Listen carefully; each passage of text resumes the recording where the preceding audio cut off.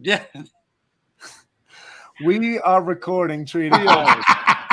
Episode 20 of Moment by Moment, baby.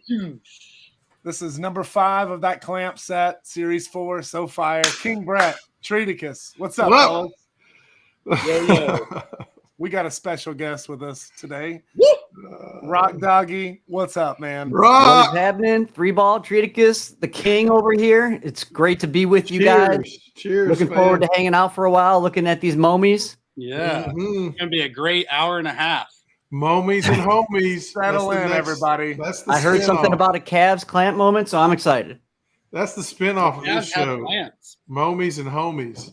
You and Torque. You and Torque need to do that show. Momies and homies. That's not bad. Treat, you came up with Moment by Moment. When you heard it, you just immediately knew that was the name of the show and changed gears. I love that you hear those things and it just it's pops, there, baby. It's there. He just clamps onto them. Hey, clamped it, and I stamped. Man, Series 4 clamps. We're definitely going to cover the Cavs with our super fan, Cleveland Cavs fan here. Talk to us about this set, Defense Series 4, when it came out. Do you have any of these moments? I was looking at the Cavs. You know, I don't buy a lot of moments, mostly because I'm always dead broke. But I was looking at the Cavs clamps. I'm probably going to buy it as soon as this stream is over because, first of all, it is historically significant. Not very historic, but they were number 1 in defensive rating last year. If we're looking at defense, and then I can't get enough Evan Mobley blocks. Amen. Ooh, teaser. Because I think block party in that moment, and Evan Mobley is Evan Mobley is a force, dude. He is a beast down there. You have to enjoy watching him play down there. I believe he was third in Defensive Player of the Year voting this year. Hell of a player. Like him a lot. Yeah, Jaren Jackson was incredible. Treats boy down there in Memphis, but Now, having said that, I don't have any clamps. I mean, for the first time in a while, I saved up a little money and I purchased 2 moments this week. So I'm back, baby. I'm back. Alpha. Well, we are pre-recording this ahead of time, so you do have a chance to go get the floor of that Cavs clamps moment before this comes out. So you're on it. I just bought it. There you go. Nope, King Brett's on it. There you go. I'm just kidding. I already have it. Let's jump in. I think you're gonna like all 3 moments. Rock, I know you're a fan of basketball, so that'll be fun. But you're also connected with the Hive and doing things for them. So we got the Charlotte Hornets picked out as well. So let's check that out. That's where I live. I live here in Charlotte. They play defense. We didn't play a lot of defense, but we had exciting defensive plays. There we go. I do like the colors. I would like I will say the Charlotte in-game experience, as far as just the arena and all that, is pretty solid. They do a good job. Good. They steal and a lay-in here. I like him. I like how he shows how buff he is. He's like, whoa. Yeah. Brett really just likes his bright shoes. He likes the colors. He's a hell of a... I was going to wait to bring up shoes later, but yes, you are. I don't know why. That's the first thing you noticed. I mean, I'm just saying. Oh, nice. Get that out of here. Ooh. Wow. Jeez. That's nice. Bye-bye. Pretty good defensive game here by Charlotte. And if you just think about what we're watching here compared to Series 1 moments. Oh, yeah. I mean, this is great. Yeah. Stop it. Boom. Buying Series 1. That was one of those, like, he wanted to dunk it hard, but then he wasn't sure he was going to make it, so he just kind of set it in. I call that team dunk.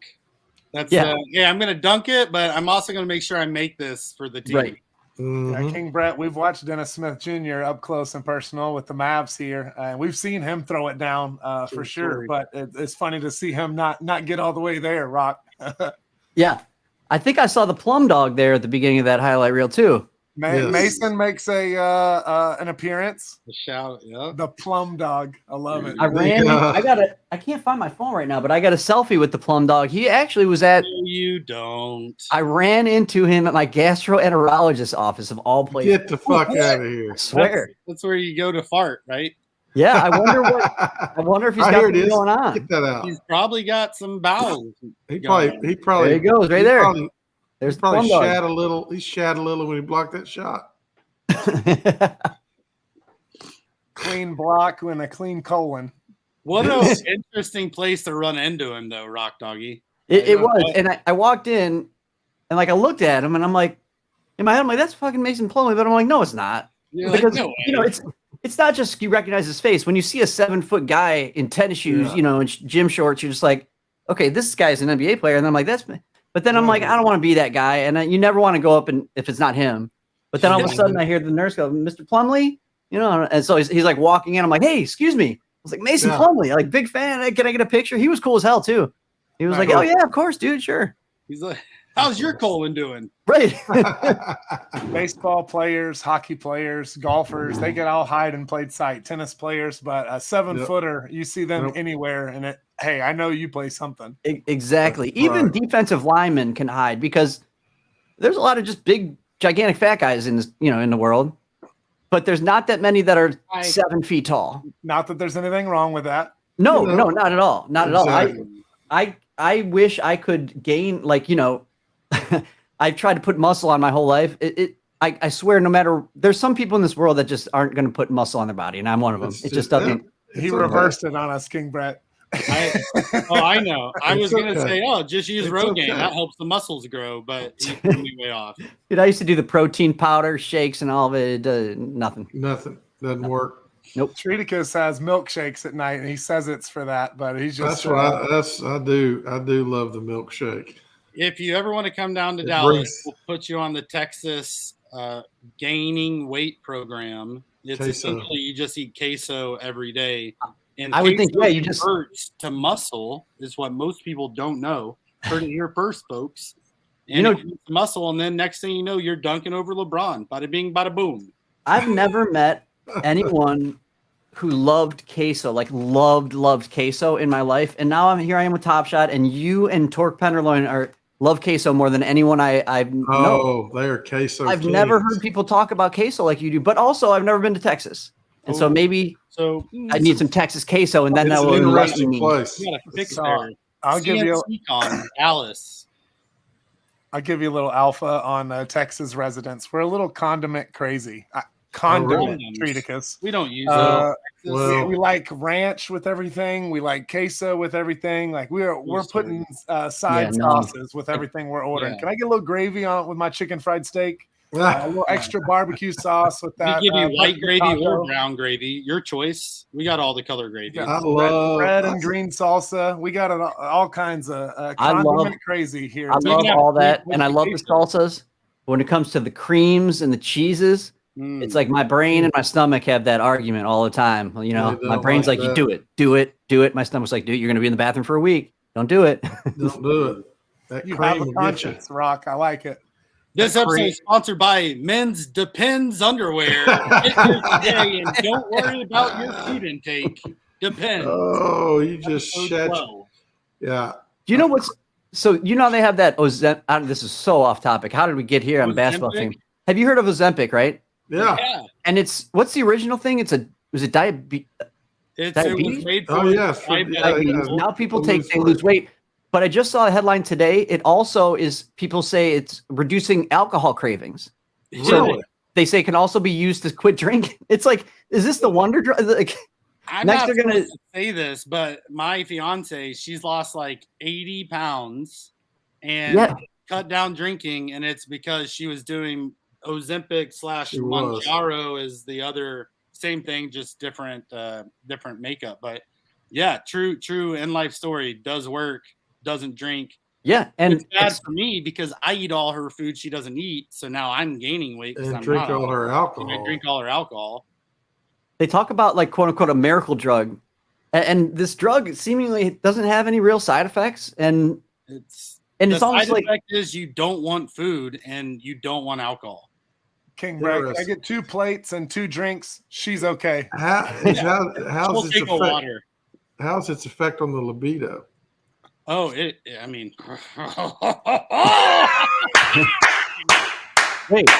thought you see these scratch marks? I thought you weren't married yet. How did you even?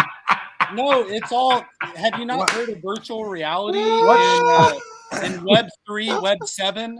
It's essentially a Web 7 platform we can walk in and I'll connect you with our What guy. show am I on? Episode 12, brought to you by Men's Depends. Wait, I thought this was 20. Aren't we supposed to watch something getting clamped? Back to episode 20, a moment by moment. I got team 2 here lined up. Let's check out the Clamps Series 4 Phoenix Suns. It's a pretty sweet moment. I don't know what Let's do it. Showing us his scratches on his back. All right, what is this? What show is this? This is the Phoenix Suns, Treaticus. DeAndre Ayton, a flat stud inside. He doesn't. I don't think he puts this much effort in all the time. I mean, he is just rejecting shots. That's messed up, but so true. I shouldn't say this with confidence because I don't watch a ton of Phoenix games, but go ahead. It always just seems like he's a talented guy that just doesn't give nightly effort. Yeah, he's very talented, but I think that's across the league. I don't think it's to him. I think that the people that come in and immediately work hard, they separate themselves if they have that game-changing talent like he has. If they come in with both of those things, I think that they jump out and rise to the top. Speaking of cream sauces. I think trading out Chris Paul for Bradley Beal is a great move for Phoenix. Oh, hell yeah. Yeah. I mean, Paul's been so good for so long, but I mean, at the same time, the league's changing. Everyone's getting taller, faster, stronger, has amazing ability. And Paul's not getting any younger. And in fact, he's doing the opposite, I think. He's got the Joel Embiid disease where you just, every time the playoffs come around, you just get hurt. I honestly couldn't believe how productive he's been for his age. I thought he was done several years ago, even before Oklahoma City. And he just keeps proving me wrong during the regular season, at least, of the stuff he's still doing, dropping dimes and scoring. But I think Bradley Beal's going to your point, is going to give him a nice scoring punch to help behind when Booker's not in. If he wasn't such a punk if he was more well-liked and whatever we've been talking about, player, God knows what. They talk about. We've talked a lot about the best point guard ever, and it's always people are arguing now: is it Magic or Steph? But like, if Chris Paul wasn't such a dirty player and was more well-liked, he might be in. I mean, he hasn't won a title, and that's a big deal. It's a big asterisk. But like, they never talk about Chris Paul, even though his numbers are historically good. But that's kind of what you get when he tried to kill. I still can't get over when he tried to kill Giannis in the finals. They threw Giannis an alley-oop. Chris Paul turned around and ran full speed with his hands out, trying to push Giannis into the front row. Like the only reason he didn't hurt him is because he wasn't fast enough to get there.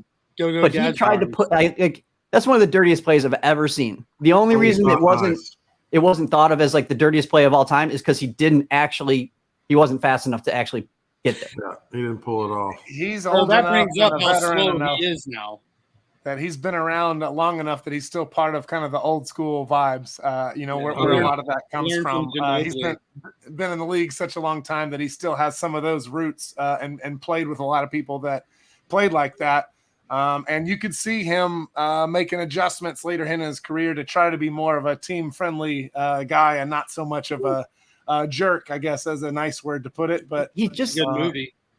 He's just always been just a little dirty in terms of like little jabs to your stomach when you're going up for a jump shot, or tripping guys and pretending like he didn't do it on purpose. But you're right, that's an old school mentality. Like players in the league now are friends. Like they all, like not all, but they hang out together. There's like when Chris Paul, let's talk about Jordan. Like who's that?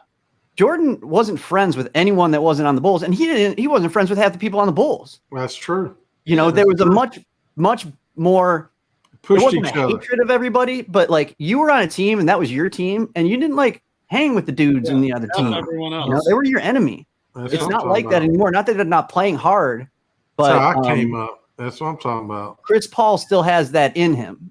See, Three Ball has that. Three Ball has that. He wants everybody to be his friend. He wants his enemies to be his best buddies. But I ain't like that. I'm like, everyone gets participation. You ain't one of us. No one loses. If you're a FUD bird, FUD yourself.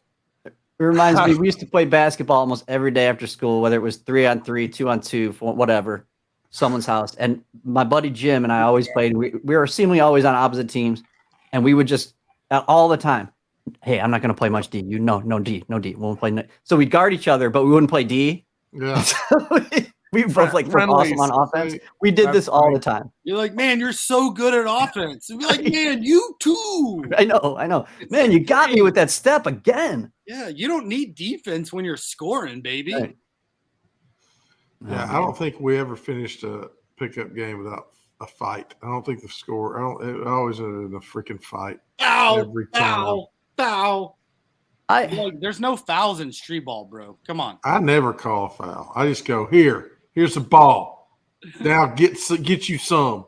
I think it's impressive when people can strip like Booker does right here. He just takes it with 2 hands, just that rips is it out of there.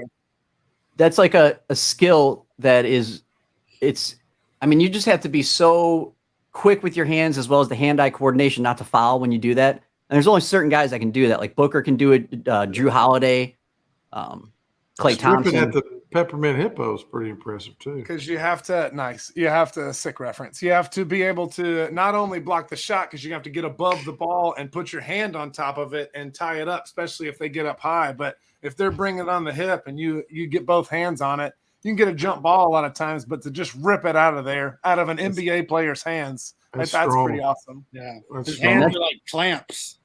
This is the double block by Ayton here. It's nice. This may be the quintessential clamp moment. I love how he just stares him down, being like, take that step away from me. Now this next, that's a good block. Yep. But there's another steal here that's pretty, it's like another just takeaway that's pretty slick. Yeah, Josh Okogie at the end. Bounds. Yes. Yeah. Right here. This one. That's really good. That's really to not go out of bounds, to not foul and not go out of bounds. But that's the hustle, right? Like you see that a lot in all these younger guys coming up in the league. They're diving for the passes. They're going for it. They're making that. They want it. It's like I think the NBA should do like the NFL did in the movie Replacements. Just bench all the starters and bring up, 8th string, 9th string, 20th string and let them play and make the starters realize what they're missing. See what happens. Yeah. Bob Knight would do that in a heartbeat. Yeah. We would be the starting 4 for the Mavs. We don't even need another player. It'd be just like Gene Hackman in Hoosiers. Like, my team's on the floor. Who's your daddy? Like, coach, you need 5. He's like, my team's on the floor. That's right. He's got game. Got 20 episodes into moment by moment. I got our first Hoosiers reference. Can I get a shot? I think Hoosiers is the best basketball movie ever made. Oh, there's going to be a debate now. Look at how big a breath 3-ball just took. He's like, all right. I'm not Coach Carter. I mean, I like that one a lot. Which one? Coach Carter. White men can't jump. That's what 3-ball wants to say. Okay, that movie's. Has anyone seen the remake yet? No, I haven't watched it. I refuse. The original is so good. It is so good. I saw the original. So I lived in a very diverse area in Cleveland. I don't know what that means. There was like the mall I used to go to, very few white people would go to. And I went and saw White Men Can't Jump. Explain. He knew what you meant, but thank you. It's just where I grew up. I don't know. Yeah, but I went and saw White Men Can't Jump. You explained it enough the first time was my point. We all got it. We live in it's America, all right? But I remember walking into that movie, and it was opening night. It was very crowded. And my buddy and I were like 16, like just got my license. I'm probably weighing like barely 100 pounds. My buddy is not any bigger than me. And we're sliding past, and we're trying to get our seats because we're a little late. We sit down, and all of a sudden from behind us, we just hear this dude over and over. What's the name of this movie? White Men Can't Jump. And he just kept saying, White Men Can't Jump. White Men Can't Jump. And then all of a sudden I was like, man, leave him alone. And my buddy and I just wanted to crawl into a hole. We were just like uncomfortable. Like, I don't know what to do. I don't want to cause any problems. But then all of a sudden people are trying to it was a very awkward situation. It was one of the first times in my life that I realized that there's stuff going on, if that makes sense. Yeah. Rosie Perez. My feet together and then sat Rosie back Perez down. was so hot. I mean, Rosie, she's I got love some Rosie Perez. sex appeal. She's really hot and it Do the Right. sneaks up on you. Have you ever seen Do the Right Thing? That's how I feel about Oprah. I love her and Do the Right Thing. She's got something going on there that's just it's kind of hard to put your finger on it. She's got whatever it is. But it's something. What is a quince? That's a deep reference. It's like, whoa. I have no idea what that is.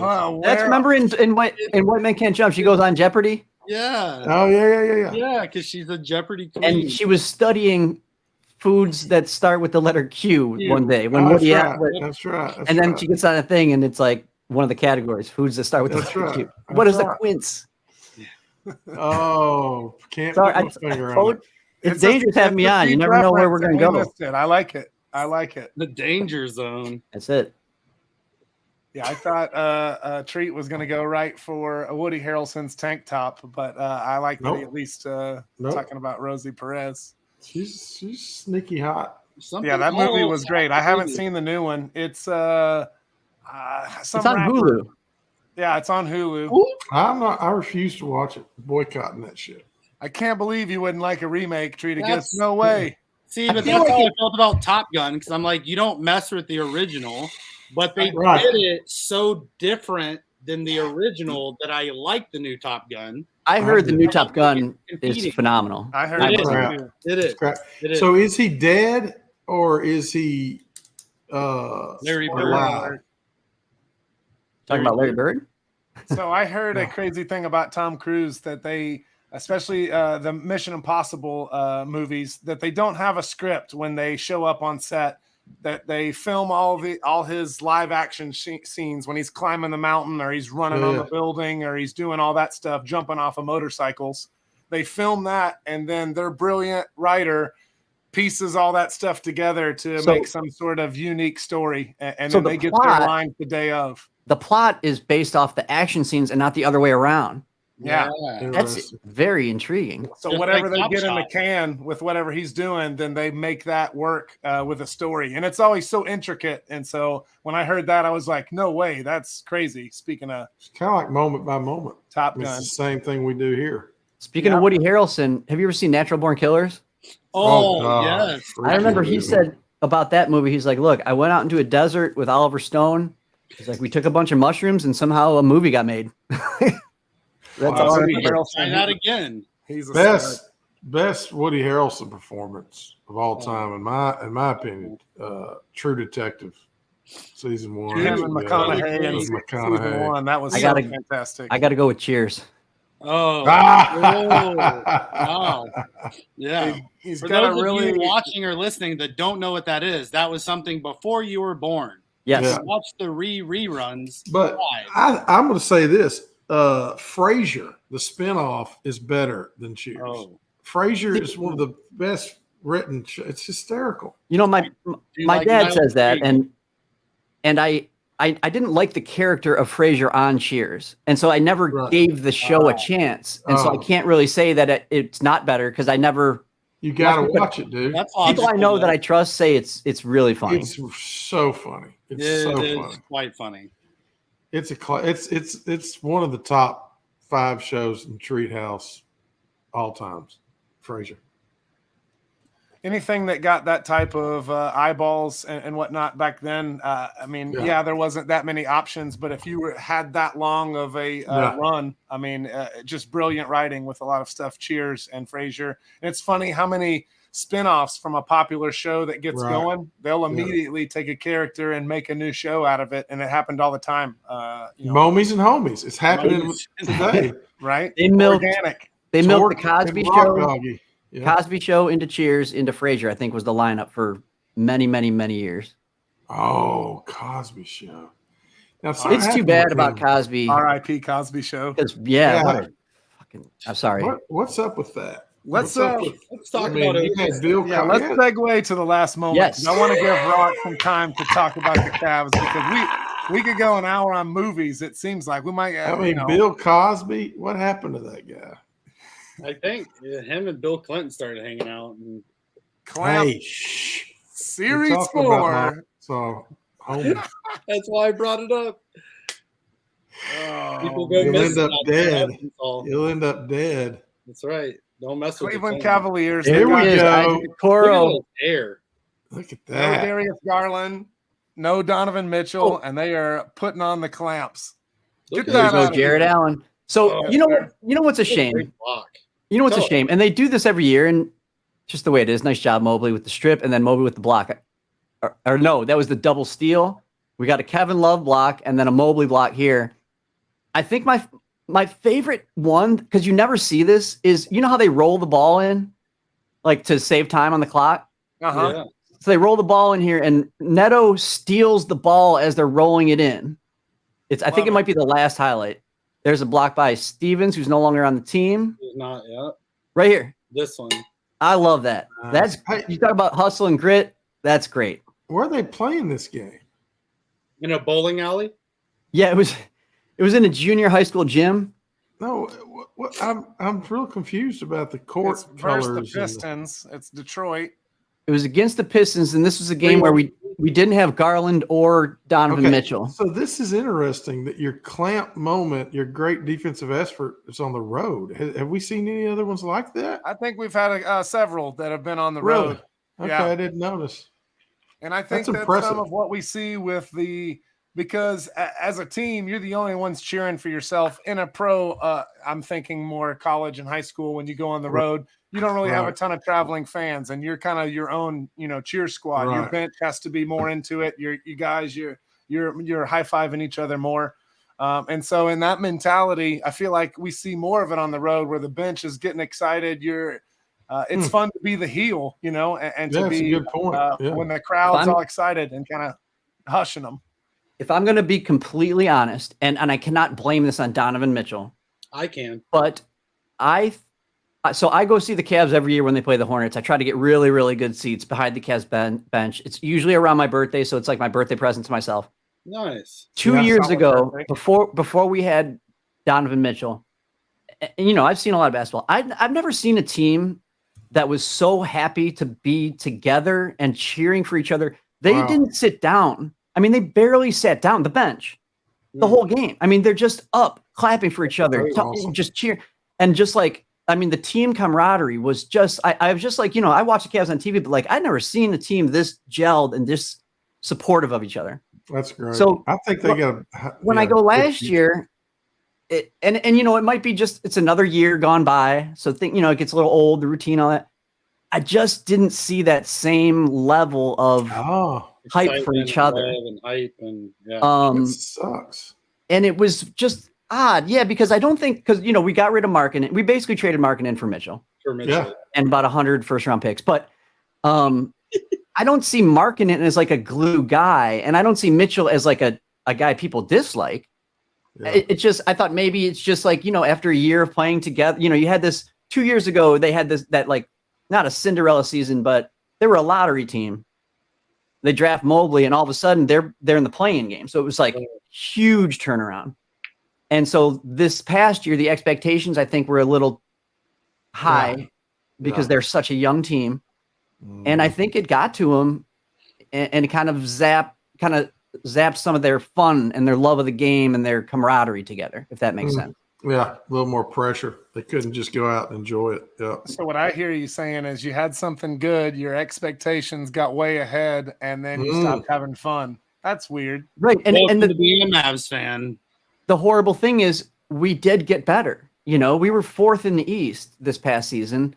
And it's such a shame that in sports, a lot of times you're judged on your last performance. So the Cavs in this offseason have been judged in the Knicks series where we just got destroyed in just about every facet. We lost 3-1, and we lost because we could not hit open shots.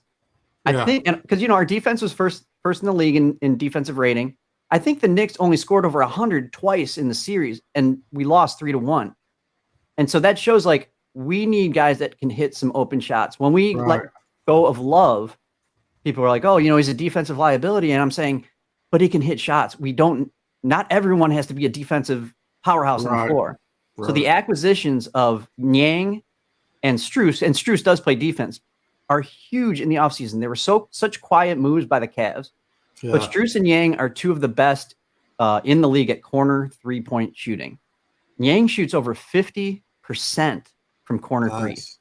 And so it's just a need that we're putting in there. I know he can't play defense, but in the same sense, when you've got Mobley and Jared Allen kind of blocking the paint, you know, and you've got, well, Isaac Okoro's not going to start this year, but we have a number of defensive players and a defensive philosophy. We filled our needs this year, and I think that we're gonna be better. You know, I think we're gonna be 1 or 2 this year. You got to have that balance. I mean, because you had the yin, now you got the yang. You know, right? Oh my gosh! I don't see what you did there. Oh my goodness! He does have a green light, man. He has the quickest trigger ever. He pulls so fast. Yang does. After Tridica's sick pun he just made, if you missed it.